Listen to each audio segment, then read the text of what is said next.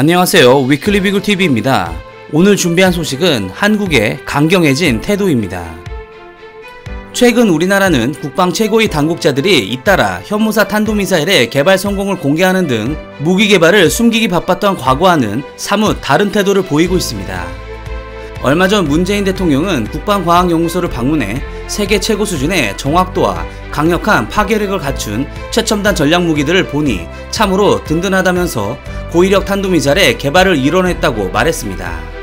대통령의 발언에 뒤이어 정경두 국방부 장관은 8월 5일 국방과학연구소 창설 50주년 기념 축사에서 최근 한반도의 평화를 지킬 수 있는 충분한 사거리와 세계 최대 수준의 탄도 중량을 갖춘 탄도미사일 개발에 성공했다고 밝혔습니다. 비단 현무사 탄도미사일뿐만 아닙니다.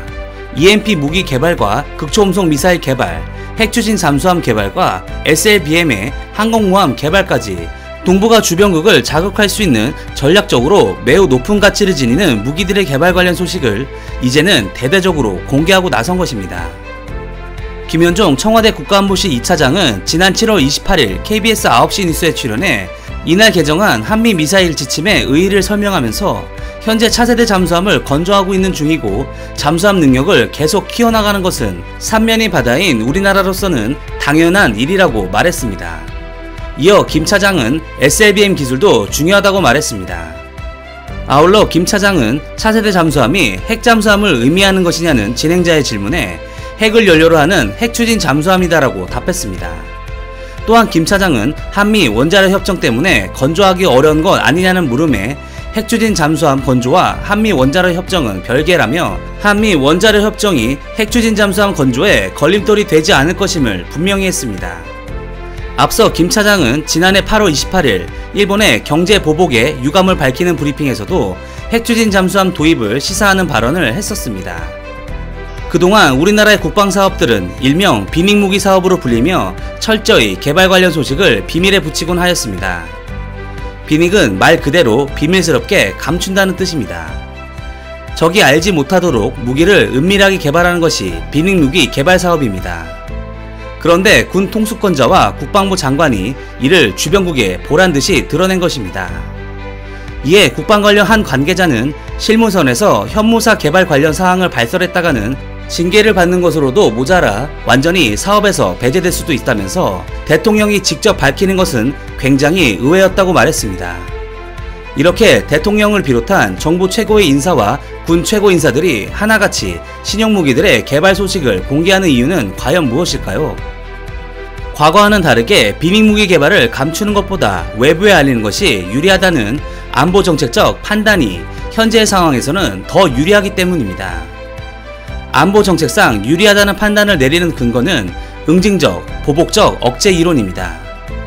전쟁을 억제하기 위해서는 보복 능력을 외부에 드러내는 게 도움이 될 수 있다는 논리입니다. 이러한 응징적 보복적 억제 이론은 우리나라보다 다른 나라에서 더 많이 볼 수 있습니다.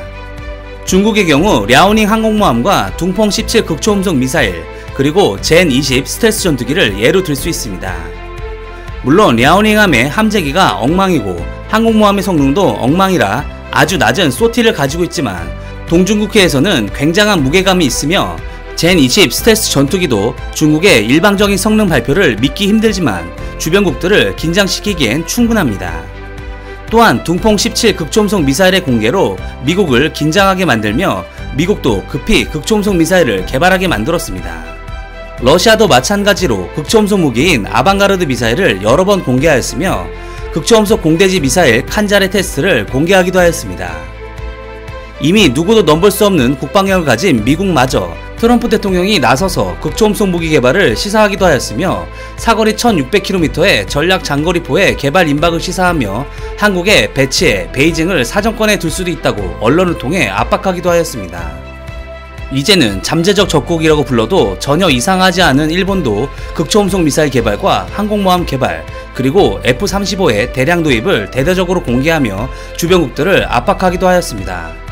또한 일본은 적기지 공격 방침을 계속 강조하면서 자국 안보에 위협이 될 만한 대상에게 경고를 보내고 있습니다. 얼마 전 정경두 장관은 기념축사에서 우리 군은 전쟁을 억제하고 유사시 전장의 우위를 확보할 수 있는 세계 최고 수준의 정밀 타격 능력을 보유하고 있다고 설명했습니다. 이는 현무사 미사일과 그 외에 다양한 미사일 및 타격 수단이 있다는 것을 공개함으로써 주변국에게 괜히 건드려서 가시에 찔리지 말라고 경고한 뒤 그래도 전쟁이 일어난다면 미사일을 쏴서 핵심 목표를 파괴하겠다고 천명한 것입니다. 이는 앞서 언급한 응징적 보복적 억제 이론과 또한 전면전 발발 시 적대국이 아무리 강하더라도 반드시 같이 망하게 만드는 일명 독침 전략이 내포되어 있는 것으로 해석됩니다. 우리나라는 2021년부터 2026년 국방 중기계획에 순수 무기 개발 및 구입비로 100조를 책정하였습니다. 응징적 보복적 억제와 독침 전략을 구사하기 위해서는 필수로 보입니다. 사실 100조 원도 부족할 수 있습니다. 아시다시피 우리나라의 주변은 군사 초강대국들로 둘러싸여 있기 때문입니다. 물론 대한민국도 이들과 어깨를 나란히 하는 군사 초강대국임에는 틀림없지만 이들보다는 조금 부족한 것도 사실입니다. 대한민국이 군비 경쟁에 뛰어들고 새로운 신무기들을 계속 개발하고 있는 이유는 이들 국가들을 상대로 응징적 보복적 억제와 독침 전략을 구사하여 배짱을 부릴 수 있는 강력한 힘을 유지해야 하기 때문입니다. 서유럽과 다르게 동북아시아는 역사적, 정치적 이해관계로 서로 경쟁관계 이상의 의식과 때로는 적대국 관계를 가지고 있는 긴장감이 항상 흐르는 곳입니다. 만약 국방력 강화를 소홀히 하였다가는 중국, 일본 등에게 언제 어떠한 방식으로 공격을 당할지는 아무도 모르기 때문에 항상 준비를 철저히 해야만 합니다. 현 시대는 과거와 다르게 전쟁이 일어나지 않을 것이라는 안일한 생각을 가지고 있는 사람들이 있는데 이는 우리나라가 국방력을 미친듯이 키워놓은 결과이기도 합니다. 즉 전쟁 억제력을 가질 만큼 국방력이 강하기 때문에 여러 이해관계가 있겠지만 우리가 가지고 있는 국방력도 그 이해관계에 묶여있다는 소리입니다. 중국은 사드를 배치했다는 이유로 우리나라에 경제보복을 하였고 일본도 강제징용 배상 판결에 우리나라에 경제보복을 하였습니다. 동북아에는 더 이상 친구도 동맹도 없습니다. 아베 신조 총리는 지난 4일 자민당이 검토를 제안한 적기지 공격 능력에 대해 제안을 받아들여 확실히 새로운 방향을 도출해 신속히 실행해 간다라고 언론 브리핑에서 밝혔습니다. 고노다로 방위상은 한술 더 떴습니다. 그는 같은 날 기자회견에서 적기지 공격 능력 보유를 둘러싸고 주변국들의 이해를 충분히 얻지 못하는 것 아니냐는 질문에 왜 양해가 필요하냐고 되물었습니다. 아시다시피 일본은 평화헌법에 묶여있는 전쟁 범죄 국가입니다. 강력한 대한민국이 반드시 필요한 이유라 생각됩니다.